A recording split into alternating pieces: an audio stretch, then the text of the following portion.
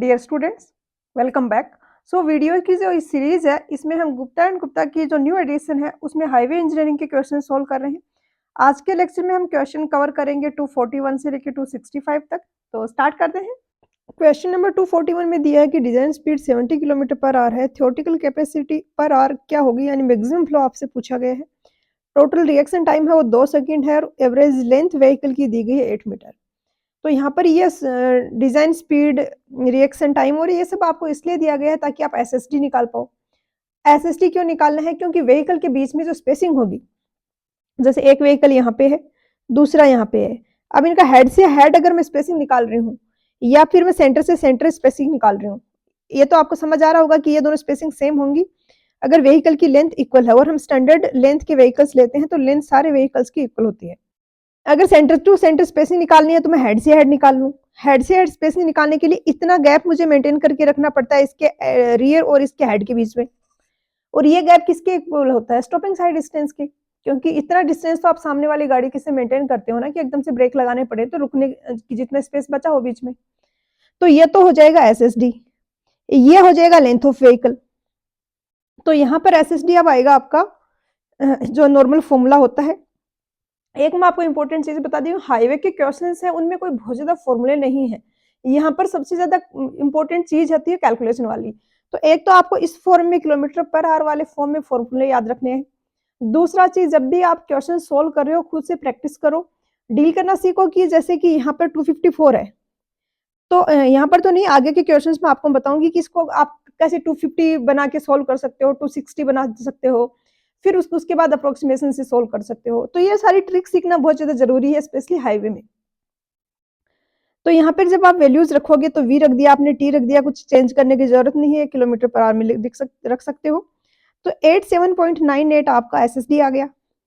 Length of vehicle आपको 8 metre दिया गया है। तो ये हेड टू हेड डिस्टेंस यहाँ पे 95.92 हो गई। अब theoretical capacity 1000 V upon S होती है, चाहे तो आप ये फॉर्मूला याद रख लें, नहीं तो इसमें रटने का कुछ नहीं है, मैंने पहले भी आपको आई थिंक बताया होगा कभी।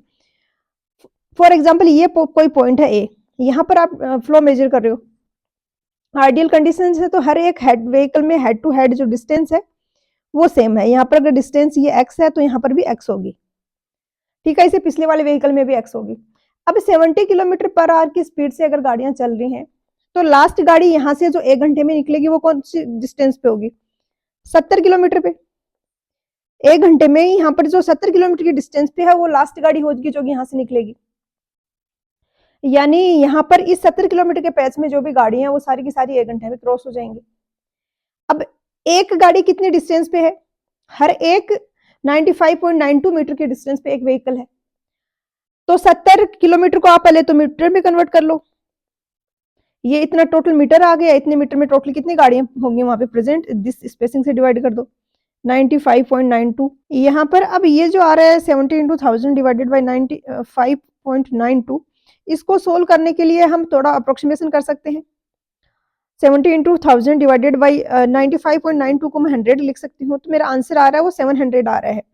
अब आपको ये आइडिया होना चाहिए कि आपने अप्रोक्सीमेशन किस साइड में किया है।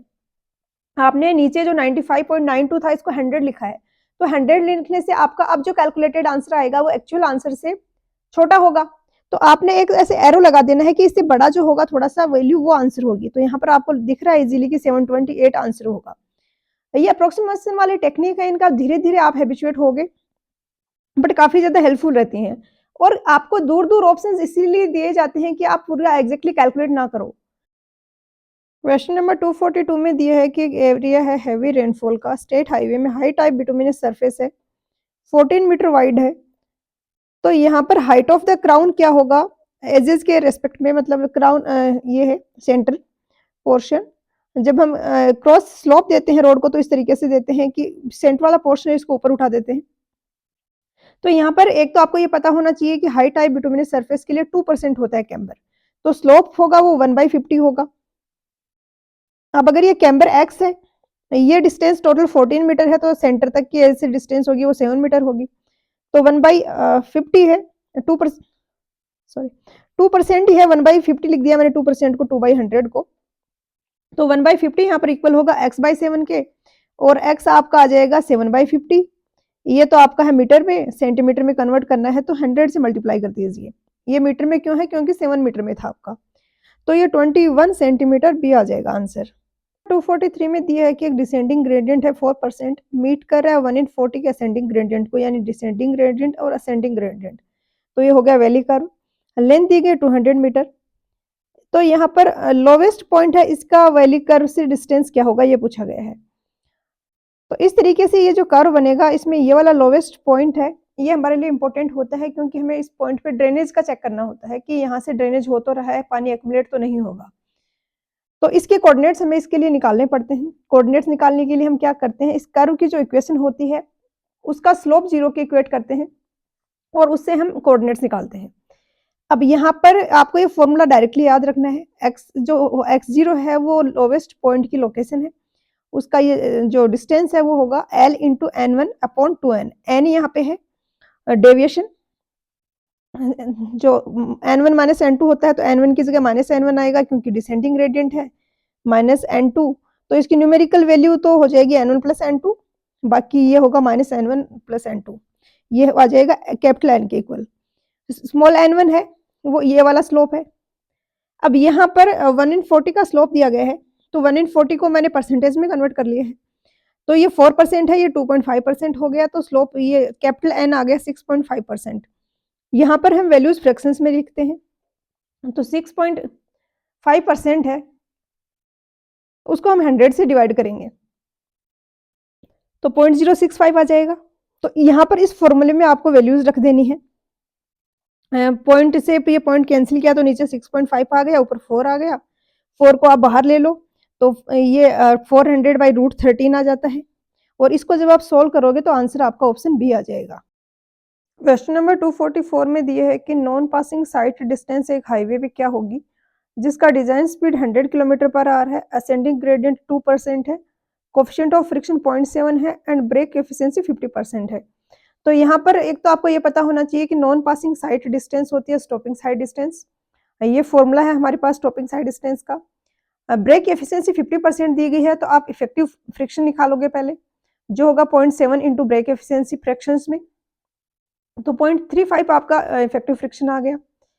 दूसरा, अगर इसमें आपको कंफ्यूजन होगी प्लस आएगा कि माइनस आएगा, तो आपको इस तरीके से याद रखना है कि अगर असेंडिंग ग्रेडियंट है, आप चढ़ाई पे गाड़ी चला रहे हो तो रोकना आसान है, कम डिस्टेंस में आप गाड़ी रोक पाओगे, तो इसलिए ये वाली वैल्यू बड़ी होगी ताकि टोटल एसएसडी आपकी जो आ रही है वो छोटी आएगी, कम आएगी, तो इसलिए यहाँ पे प्लस करते हैं। और अगर डिसेंडिंग ग्रेडियंट होता तो वहां पर माइनस होता। अब यहाँ पे 2% दिया गया तो फ्रैक्शंस में 0.02 हो जाएगा, सारी वैल्यूज आपको रख देनी है। रोल यहाँ पे सबसे ज्यादा रहता है कैलकुलेशन वाले पोर्शन का, उसमें आप कितना प्रैक्टिस कर पाते हो और कितना क्विकली सोल्व कर पाते हो चीजों को। अब यहाँ पे ये आ गया, इसको फिर अब क्या करना है कि इसको आप ये इस तरीके से अप्रोक्सीमेशन कर सकते हो कि 254 की जगह 250 क्लिक करके देखो और उससे क्या आंसर आ रहा है। फिर 250 करने पे आपका जो आंसर आएगा वो एक्चुअल आंसर से बड़ा होगा कि छोटा होगा, क्योंकि 254 को आपने 250 बना दिया है तो डिनोमिनेटर में छोटी संख्या आ रही है तो बड़ा आ रहा है, बढ़ा दिया आपने, जो कैलकुलेटेड आंसर है वो बढ़ के आएगा, एक्चुअल आंसर उससे कुछ छोटा होगा। तो इस तरीके से आप यहाँ पे कर सकते हो, और इस तरीके से ये जो कैलकुलेशन वाला पोर्शन है ये आपको प्रैक्टिस से आएगा, बाकी इसमें कुछ ज्यादा मुश्किल चीज नहीं है। क्वेश्चन नंबर 245 में दिया है कि थ्योरेटिकल मैक्सिमम कैपेसिटी क्या होगी अगर सिंगल लेन हाईवे है और स्पीड है ट्रैफिक स्ट्रीम की वो 40 km/h है। अब इस टाइप के क्वेश्चन हो, आपको फ्रिक्शन फैक्टर, रिएक्शन टाइम वगैरह दिए गए हैं, व्हीकल लेंथ दी गई है, तो ऐसे में तो स्पेसिंग होगी वो एसएसडी प्लस व्हीकल लेंथ होगी, लेकिन यहाँ पर जो क्वेश्चन है इस टाइप का क्वेश्चन है तो आप जो स्पेसिंग है वो निकालने के लिए ये फॉर्मूला यूज करोगे। अगर वेलोसिटी मीटर पर सेकंड में दी गई है तो ये वाला फॉर्मूला लगाएंगे स्पेसिंग के लिए, और अगर km/h में है तो 0.2 वीवी प्लस 6 ये वाला फॉर्मूला लगाएंगे। तो km/h में 40 वैल्यू है तो इस फॉर्मूले में 40 वैल्यू रखेंगे, तो 0.2 इंटू 40 प्लस 6 यानी 14 मीटर आ गई अब स्पेसिंग।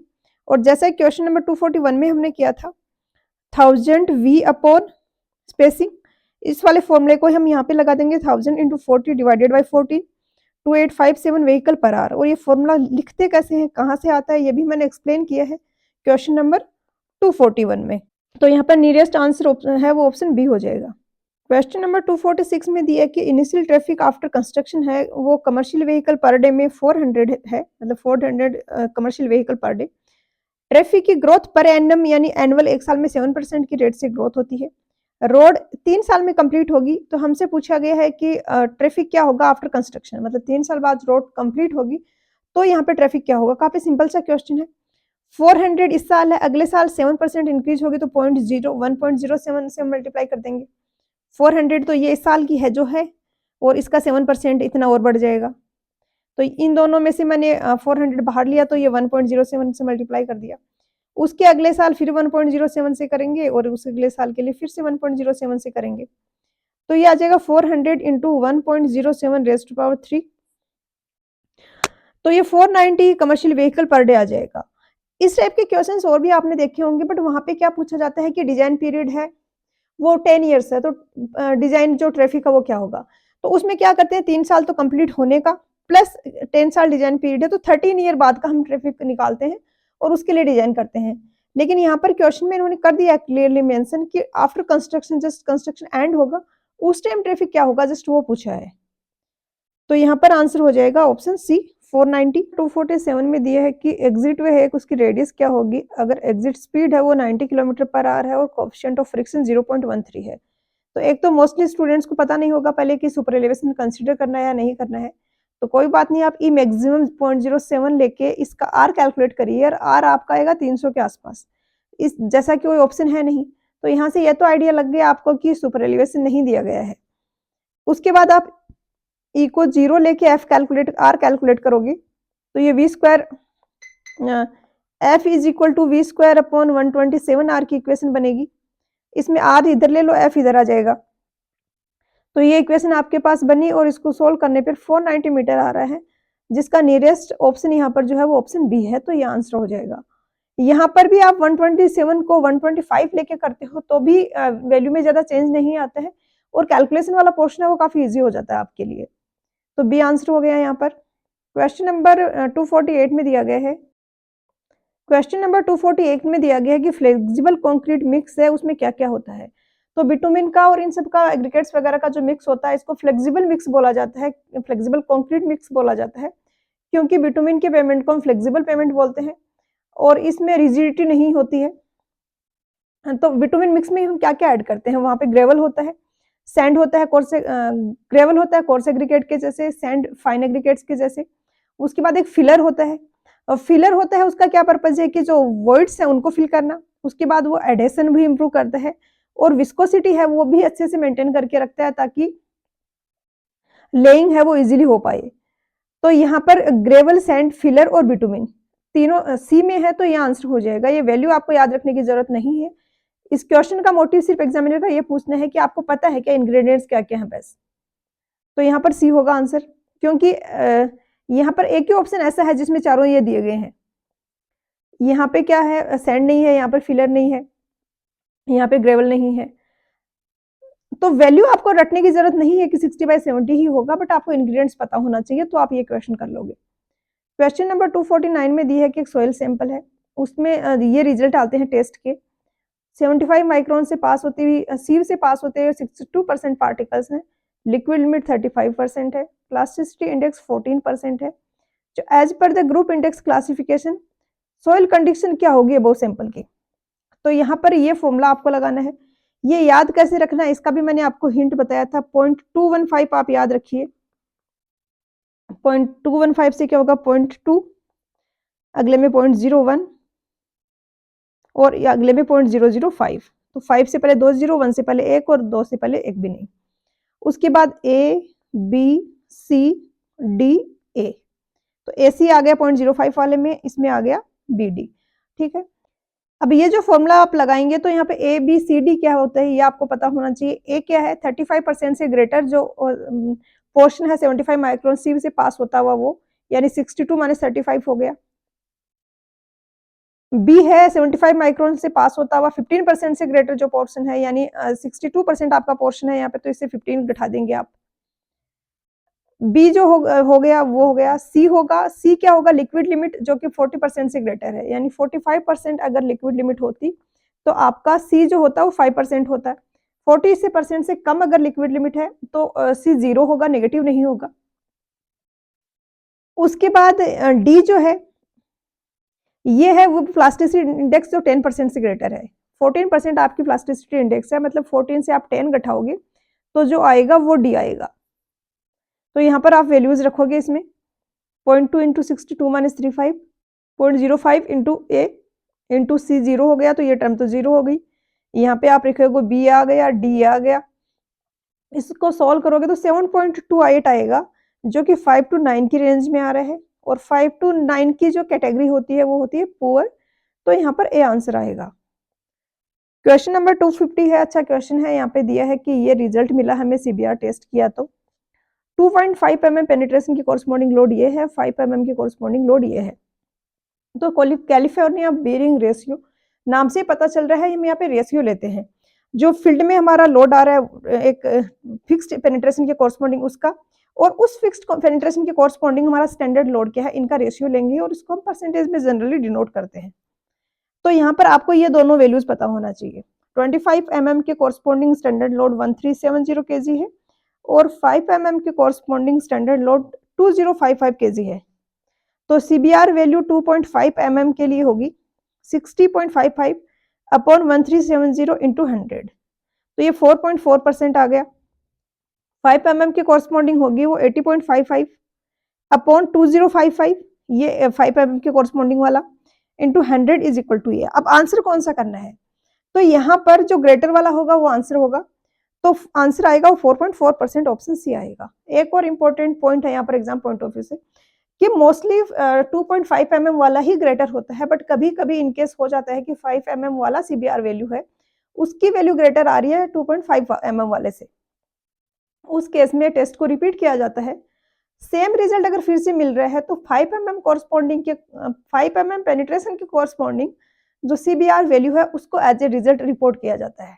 क्वेश्चन नंबर 251 में दिया है कि ऐसा सिग्नलिंग सिस्टम जिसमें कि length of cycle, cycle division, time schedule हर एक पॉइंट पे पॉसिबल हो वेरी करना, चेंज करना, इसको क्या कहते हैं।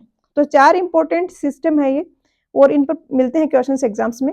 एक है साइमल्टेनियस सिस्टम जिसमें ये है और ये है, तो यहाँ पर एक लाइन में जो भी सिग्नल है उनमें एक साथ सब में रेड होगा, एक साथ सब में ग्रीन होगा। एक बार यहाँ पे रेड है, यहाँ पे रेड है, हर जगह रेड है। इधर के जो सारे सिग्नल हैं यहाँ पर सब जगह ग्रीन है। एक लेन के जो सारे सिग्नल है वहां पर सेम साइन है। दूसरे में क्या करते हैं, हम अपोजिट कर देते हैं, जैसे कि यहाँ पर अगर रेड है तो सेम टाइम पे यहाँ पे ग्रीन सिग्नल हो रहा होगा, ताकि ट्रैफिक का वो लेंथ के अलाउ थोड़ा डिस्ट्रीब्यूट हो जाए। तो साइमल्टेनियस सिस्टम में सारे में सेम था, पूरी लेन में सेम डायरेक्शन में सेम सिग्नल था। अल्टरनेट सिस्टम में हमने चेंज कर दिया तो अपोजिट इंडिकेशन मिलेगा डिफरेंट अल्टरनेट उसमें, जैसे यहाँ पे रेड है तो यहाँ पे ग्रीन हो गया। सिंपल प्रोग्रेसिव सिस्टम में क्या होता है कि हम वेरी कर देते हैं रिक्वायरमेंट के बेसिस पे हर एक साइकिल की लेंथ, बट वो वेरी हम एक टाइम कर सकते हैं कि ये वाला जो ट्रैफिक सिग्नल है यहाँ पर इतने टाइम ग्रीन रहेगा, इतने टाइम रेड रहेगा, इतने टाइम एम्बर रहेगा, बट उसको हम फिर बार बार चेंज नहीं कर सकते। एक आपने डिसाइड कर दिया कि आपने देखा कि ये तो एक मेजर रोड जा रही है यहाँ वाली और ये है एक माइनर रोड, तो माइनर रोड में तो कम ही ट्रैफिक होगा, तो ग्रीन टाइम कम टाइम के लिए चाहिए। तो फॉर एग्जांपल यहाँ पर ग्रीन आएगा 10 सेकंड के लिए, वहीं पर ये मेजर रोड है इसमें ग्रीन आ जाएगा 30 सेकंड के लिए, बट अब बार बार आप ट्रैफिक की सिचुएशन देख देख के उसको चेंज नहीं कर सकते। तो ये होगा सिंपल प्रोग्रेसिव सिस्टम। और फ्लेक्सिबल प्रोग्रेसिव सिस्टम सबसे बेस्ट होता है, इसमें ऑटोमेटिकली वेरी हो जाती है लेंथ, साइकिल की लेंथ। जैसे साइकिल क्या है जिसमें जी आर ए तीनों आ रहे हैं, तो उस होल एक साइकिल होगा कि इतने सेकंड ग्रीन आया, इतने ए आया, इतने आर आया, तो सारे सेकंड्स को ऐड करेंगे तो एक टोटल हमें लेंथ मिलेगी, साइकिल लेंथ। और डिविजन्स क्या है, कितने टाइम ग्रीन था, कितने टाइम आर था, तो डिविजन्स भी वेरी कर सकती है। और ये सारा का सारा एक कंप्यूटर से रेगुलेट होता है, तो हम इजीली रिक्वायरमेंट कैसी है किसी पर्टिकुलर टाइम पे, उस तरीके से हम फ्लेक्सिबल प्रोसेसिंग सिस्टम में कंट्रोल कर सकते हैं। तो यहाँ पर डी है वो करेक्ट आंसर होगा। क्वेश्चन नंबर 252 में पूछा गया कि IRC 37/2012 के according fatigue life of flexible pavement है, वो ग्रेनुलर बेस है और सब बेस है, तो वो किस पर डिपेंड करेगा फटिग लाइफ जो होगी वो। तो यहाँ पर ये दो इक्वेशंस हैं इसके लिए। इक्वेशंस आपको याद नहीं करनी है, ये कोड की मैंने कॉपी यहाँ पे लगाई है एक page, IRC 37 2012। NF fatigue life है यहाँ पर जो हम ये कैलकुलेट कर रहे हैं, किस पे डिपेंड कर रहा है ये, maximum tensile strength at the bottom of bituminous layer और resilient modulus of bituminous layer. तो यहाँ पे क्या क्या हो गया, resilient modulus of bituminous layer पे डिपेंड कर रहा है, हॉरिजॉन्टल टेंसाइल स्ट्रेंथ पे डिपेंड कर रहा है, तो 1 और 2 और तो होंगे ही होंगे, ये हमें पता चल गया इस एक ही इक्वेशन से। और ऐसा एक ही ऑप्शन हमारे पास है जिसमें 1 और 2 है, उसके साथ में 3 भी है, यानी मिक्स डिजाइन ऑफ बिटुमिन पे भी ये डिपेंड करेगा। तो सी आंसर हो गया। क्वेश्चन नंबर 253 में दिया है कि दो कार हैं अपोजिट डायरेक्शन में आ रही हैं, ए 90 किलोमीटर पर आवर से, दूसरी 60 किलोमीटर पर आवर से, रिएक्शन टाइम 2.5 सेकेंड है, कोफिशिएंट ऑफ फ्रिक्शन 0.7 है, ब्रेक एफिशिएंसी 50% है, और दोनों केसेस की ब्रेक एफिशिएंसी और कोफिशिएंट ऑफ फ्रिक्शन सेम है। Minimum sight distance required to avoid a head on collision, एक व्हीकल यहाँ से आ रहा है, दूसरा यहाँ से आ रहा है, दोनों ने एक दूसरे को देखा और ब्रेक लगाया, ब्रेक लगाने से पहले इतनी डिस्टेंस ट्रेवल करी, इतनी डिस्टेंस ट्रेवल करी, कम से कम इतनी स्पेसिंग तो इनके बीच में होनी चाहिए। तो दोनों की एसएसटी को हम सब करेंगे क्योंकि आमने सामने से आ रही हैं गाड़ियां, तो ब्रेक लगने से पहले दोनों अपनी अपनी डिस्टेंस ट्रेवल करेंगी और उससे ज्यादा आपका स्पेसिंग होनी चाहिए बीच की, तभी कोलिजन रुकेगा। तो यहाँ पे अब जस्ट आपको SSD1 कैलकुलेट करना है, SSD2 कैलकुलेट करना है और ऐड कर देना है। SSD1 के लिए क्या करना है, 90 लोगे स्पीड, ब्रेक एफिशिएंसी 50% है, तो इफेक्टिव फ्रिक्शन कोफिशिएंट हो जाएगा 0.7 इंटू 0.5 यानी 0.35 आ जाएगा ये, और 153.66 मीटर आ जाएगा पहले व्हीकल का, दूसरे व्हीकल का आ जाएगा 82.19 मीटर, दोनों को ऐड करोगे तो यहाँ पर डी आ जाएगा आंसर। और जैसा मैंने पहले भी कहा है कि हाईवे के जो भी न्यूमेरिकल्स हैं वहाँ पे सिर्फ और सिर्फ 90% आपका रोल रहता है कि कैलकुलेशन आप कितनी क्विकली कर सकते हो। जैसे ये क्वेश्चन तो इतना इजी आपको अभी दिखने में लग रहा होगा, आप एक्चुअल में इसको सोल्व करोगे तो इतना इजी नहीं है, उसके लिए फिर आपको हिट एंड ट्रायल से, अप्रोक्सीमेशन से, इन सारी चीजों की हेल्प से कैलकुलेशन करनी पड़ेगी। क्वेश्चन नंबर 254 में दिया है कि एक्स्ट्रा वाइंडिंग रिक्वायर्ड क्या होगा पेमेंट के लिए, जिसकी 7 मीटर है, वो विड्थ है, हॉरिजॉन्टल कर्व की रेडियस 200 मीटर है, लॉन्गेस्ट व्हील है वो 6.5 मीटर है और design speed 65 kilometre per hour है। तो हमें ये पता है फॉर्मूला, हम इसको लगा देंगे, एन है 2, एल है 6.5 और 2 नीचे इंटू आर, आर आपको दिया गया है 200 मीटर। तो ये तो जो मैकेनिकल एक्स्ट्रा वाइंडिंग है वो हो गई, ये साइकोलॉजिकल वाली हो गई। साइकोलॉजिकल वाले फॉर्मूले में v किलोमीटर पर आवर में ही होता है, तो हमें कन्वर्ट भी कुछ नहीं करना, 65/9.5 इंटू रूट 200, इसको सोल्व करोगे तो 0.21 प्लस 0.48 और ये 0.69 मीटर यानी 0.7 आंसर आ जाएगा। यहाँ पर अगेन कैलकुलेशन में कोई कंसेप्ट भी है, फॉर्मूला कोई बड़ा नहीं है, बट हाँ कैलकुलेशन टफ होगी और ऑप्शंस भी ज्यादा दूर नहीं है, तो आपको थोड़ा सा ध्यान से भी सोल्व करना पड़ेगा इसको। क्वेश्चन नंबर 258 में दिया है कि साइट डिस्टेंस अवेलेबल होगी एक रोड पे किसी ड्राइवर के लिए किसी पर्टिकुलर इंस्टेंस पे, वो किस पे डिपेंड करेगी, तो हाइट ऑफ द ड्राइवर्स आई तो डिपेंड करेगी। ये रोड है, मान लिया आप जितने ज्यादा ऊपर हाइट पे होगा उतने ज्यादा आपको इजीली दूर तक दिखेगा। हाइट ऑफ ऑब्जेक्ट अब उधर रोड सरफेस पे डिपेंड करेगा, अगर कोई ज्यादा हाइट का ऑब्जेक्ट है तो बहुत दूर से आपको विजिबल हो जाएगा। या फिर जो हमारा फॉर्मूला भी होता है एसएसडी कैलकुलेट करने का, उसमें भी ये सारी चीजें आती हैं, ड्राइवर्स आई और ये सब हम कैलकुलेट करते हैं। Feature of the road height भी डिपेंड करता है, फॉर एग्जांपल इस तरीके से असेंडिंग ग्रेडियंट है तो साइड डिस्टेंस कम हो जाएगी, इस लेवल से आपको यहीं तक दिखेगा। वहीं पे अगर डिसेंडिंग ग्रेडियंट है, इस तरीके से रोड जा रही है, तो अब इस लेवल से आपको इधर काफी ज्यादा डिस्टेंस तक दिखाई दे सकता है। तो तीनों ही फैक्टर यहाँ पे रोल प्ले करते हैं, करेक्ट आंसर ऑप्शन डी होगा। क्वेश्चन नंबर 259 में दिया गया है कि यहाँ पर जो फैक्टर दिए गए हैं 96 किलोमीटर पर आवर की डिजाइन स्पीड है, ओवरटेकन व्हीकल की स्पीड 80 किलोमीटर पर आवर है, रिएक्शन टाइम 2 सेकंड है और एक्सेलरेशन 2.5 किलोमीटर पर आवर पर सेकंड है, तो सेफ ओवरटेकिंग साइड डिस्टेंस क्या होगी। हमने आई थिंक पहले भी एक क्वेश्चन किया है, ये फॉर्मूला होता है टी का, स्टैंडर्ड फॉर्मूला तो बेसिकली ये होता है 2s/a का स्क्वायर रूट। यहाँ पर किलोमीटर पर आवर में है, एस तो मीटर में ही है but A kilometre per hour पर सेकंड में दिया गया है, तो ये फॉर्मूला मॉडिफाई होकर ये हो जाएगा। और ऑब्वियसली आपको ये वाला फॉर्मूला भी याद रखना पड़ेगा इस टाइप का क्वेश्चंस करने हैं तो, क्योंकि एग्जाम में इतना टाइम नहीं रहता है कि आप कन्वर्ट करके यहाँ पे रख पाओ। दूसरा आप इस वाले फॉर्मूले से आप स्पेसिंग निकाल लोगे तो टी आ गया आपके पास। एस आपको यहाँ से निकाला आपने, ए है वो आपको दे दिया गया है तो टी निकाल लिया आपने। पास क्या-क्या डेटा है, एक हमारे पास स्मॉल टी दिया गया है क्वेश्चन में रिएक्शन टाइम, एक हमारे पास कैपिटल टी है। कैपिटल टी क्या है, व्हीकल ने लेन चेंज करी, इधर गया, वापस इधर व्हीकल के सामने आया एक मिनिमम स्पेसिंग बनाते हुए। तो यहाँ से लेके यहाँ तक जो पहुँचने का टाइम जो है वो है कैपिटल टी, ओवरटेकिंग टाइम जो हमने निकाला है। अब कौन सा व्हीकल किस स्पीड से चल रहा होगा, सामने वाला व्हीकल अपोजिट साइड में जो आ रहा है इसकी हम स्पीड क्या लेंगे, वी लेंगे कि वी लेंगे, ऑब्वियसली डिजाइन स्पीड पे चल रहा होगा ये, तो इसका हम लेंगे स्पीड वी, इसका स्पीड है वीबी। जो व्हीकल ओवरटेक करके इधर से जा रहा है उस ड्यूरेशन में इसका स्पीड वेरिएबल है क्योंकि ये कंटिन्यूअसली एक्सीलरेट कर रहा है। अब यहाँ पर टोटल ओवरटेकिंग साइड डिस्टेंस को हम 3 पार्ट्स में डिवाइड कर सकते हैं, D1, D2, D3। D1 क्या है, और जो रिएक्शन टाइम है स्मॉल टी, उसमें इन व्हीकल ने जो डिस्टेंस ट्रेवल करी A1 ने, वो है D1, क्योंकि पहले यहाँ था ये व्हीकल, उसके बाद यहाँ आया, उसके बाद इसने लेन चेंज करी, ये ड्यूरेशन इसको सोचने में निकल गया इतना, तो ये D1 है। D2 है उसके बाद, D2 को फर्दर हम उसमें पार्ट्स में डिवाइड कर सकते हैं कैसे, कि यहाँ पर जो डिस्टेंस है ये S होगी, व्हीकल्स के बीच की मिनिमम डिस्टेंस S होगी जो मेंटेन करके रखनी होती है। ये यहाँ से लेके यहाँ तक की डिस्टेंस है ये B है,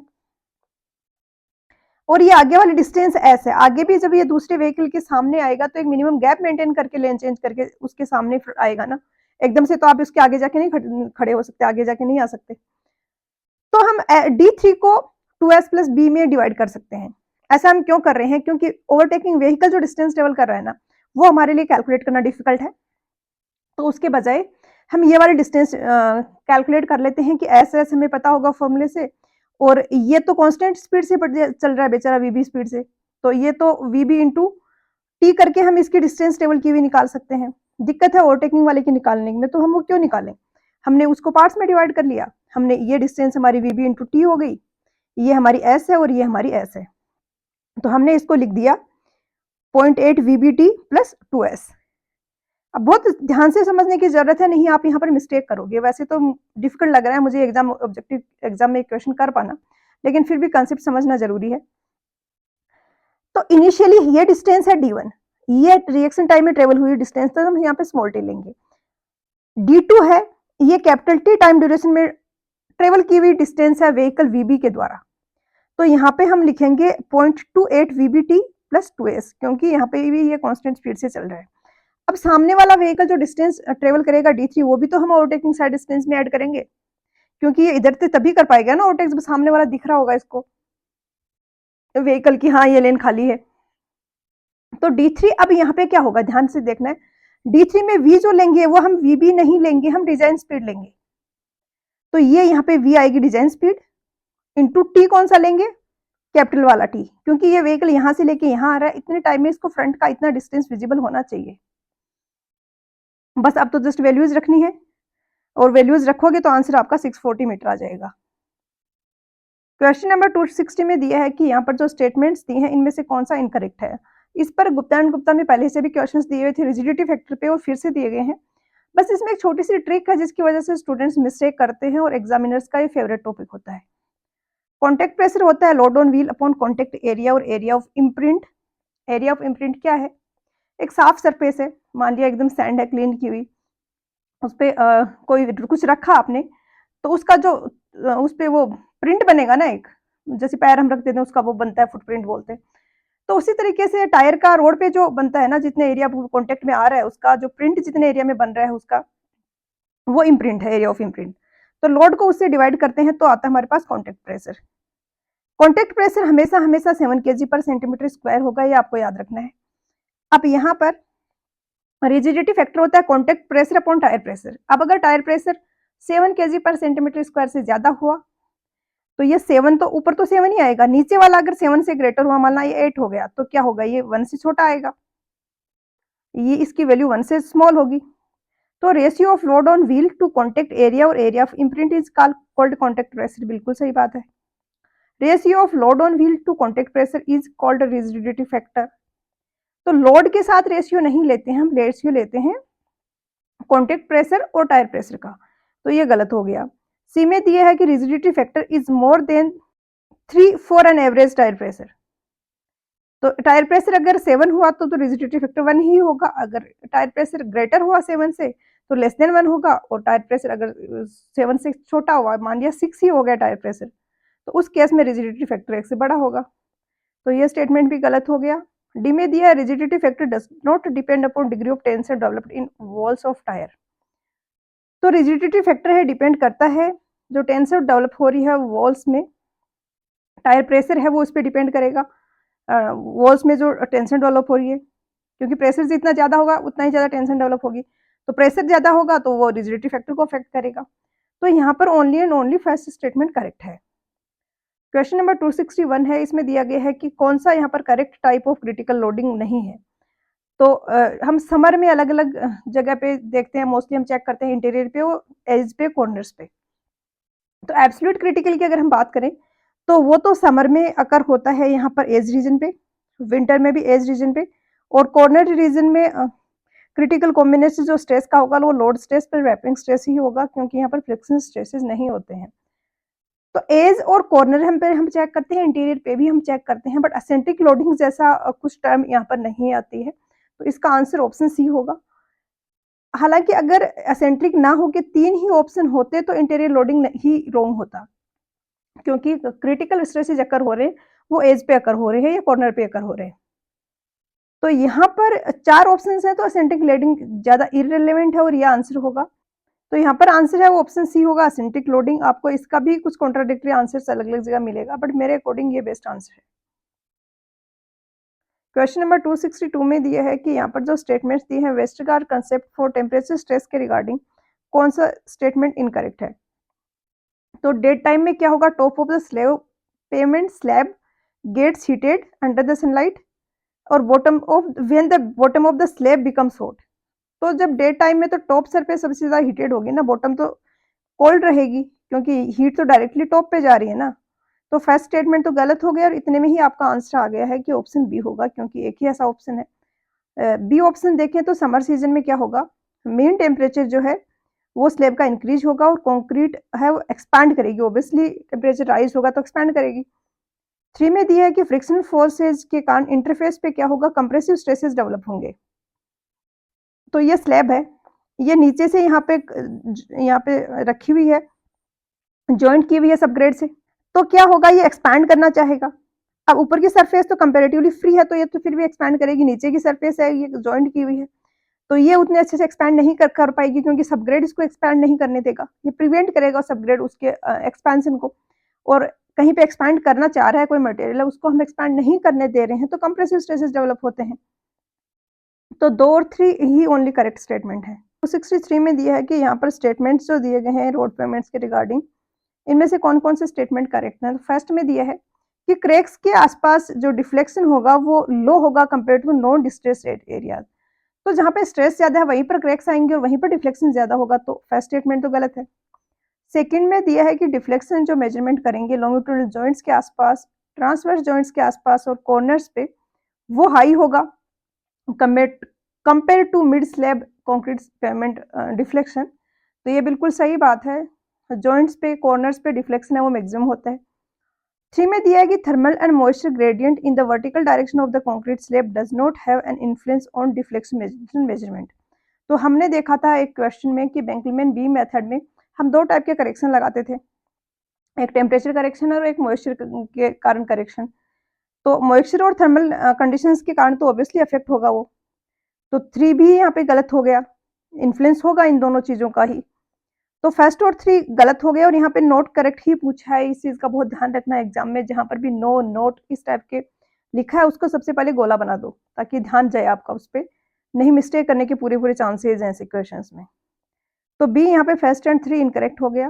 फोर्थ में दिया है कि मेजरमेंट जो नाइट में लेते हैं वो और अर्ली मॉर्निंग में लेते हैं वो डिफरेंट होंगे आफ्टरनून वाले से, तो ऑब्वियसली टेम्परेचर डिफरेंस के कारण डिफ्लेक्शन के मेजरमेंट्स भी डिफरेंट होंगे।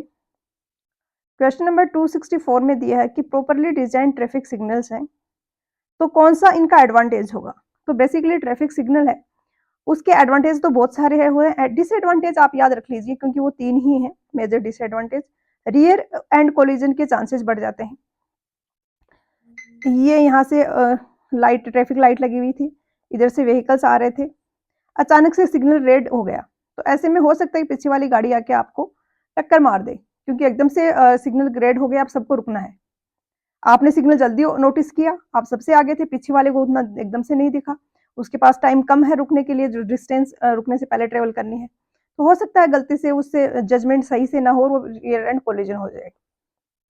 इम्प्रॉपर डिजाइन अगर है, सिग्नल का लोकेशन प्रॉपर नहीं है, तो कंट्रोल सिस्टम का वोलेशंस के चांसेस हैं। आई थिंक यहाँ पर इसका सिग्निफिकेंस ये है कि जहाँ पे जितनी रिक्वायरमेंट है उतना फ्लो हमें अलाउ करना पड़ेगा। कोई ऐसी रोड है जहाँ पर बिल्कुल ट्रैफिक नहीं है, वहाँ पर ग्रीन आ रहा है, दूसरी पे लाइन लगी है, वहाँ पे रेड आ रहा है, तो ऐसे में ट्रैफिक वोलेशंस के चांसेस रहते हैं। फॉर एग्जांपल ये ट्राई सेक्शन है, अब ये रोड खाली पड़ी है, यहाँ पे ग्रीन पड़ा है, कोई मूव कर नहीं रहा है, और जिनको जाना है यहाँ पे लंबी लाइन लगी है, उनके लिए रेड सिग्नल आ रहा है। तो ऐसे में टेंडेंसी रहेगी लोगों की कि ग्रीन सिग्नल को इग्नोर करो और मूव करो, तो ये वोलेशंस होंगे यहाँ पे अगर प्रॉपर डिजाइन नहीं है तो। सिग्नल का फेलियर हुआ इलेक्ट्रिक पावर या किसी और रीजन के कारण, तो फिर काफी कंफ्यूजन क्रिएट होगा रोड यूजर्स में। तो ये 3 डिसएडवांटेज हैं और ये तीनों यहाँ पर दिए गए हैं। और ए जो है वो एडवांटेज है कि सिग्नल अलाउ करता है crossing of heavy traffic with safety के साथ में हैवी ट्रैफिक को हम फ्लो करवा देते हैं। लास्ट क्वेश्चन है question number 265। Headlight side distance की वैल्यू पूछी गई है हाईवे के लिए, डिजाइन स्पीड दी गई है, एफ दिया गया है, टी दिया गया है। अब यहाँ पर आपको एसएसडी ही कैलकुलेट करना है, क्योंकि headlight distance minimum stopping side distance जितना तो होना चाहिए ना। फॉर एग्जाम्पल आपके स्टॉपिंग साइड डिस्टेंस 20 मीटर है किसी रोड कंडीशन के लिए, डिजाइन स्पीड के लिए, तो 20 मीटर तक तो आपको कम से कम दिखना चाहिए ना। तो हेडलाइट आप डिजाइन करोगे तो एटलीस्ट 20 मीटर तो रखोगे आप। तो एसएसडी ही बेसिकली आपसे पूछा गया है, वैल्यूज रखनी है, एफ दे दिया है, टी दे दिया, सारी दे दी है। कैलकुलेशन के साथ कैसे डील करना है वो आपको जरूर प्रैक्टिस करना है यहाँ पर। तो आज के लेक्चर में इतना ही। 25 क्वेश्चन अब और बच रहे हैं जिनको हम नेक्स्ट लेक्चर में कवर करेंगे 65 से लेकर 90 तक। उसके बाद हम कोई न्यू सब्जेक्ट स्टार्ट करेंगे। तो मिलते हैं नेक्स्ट लेक्चर में एक नए टॉपिक के साथ। पढ़ाई करते रहिए। All the very best.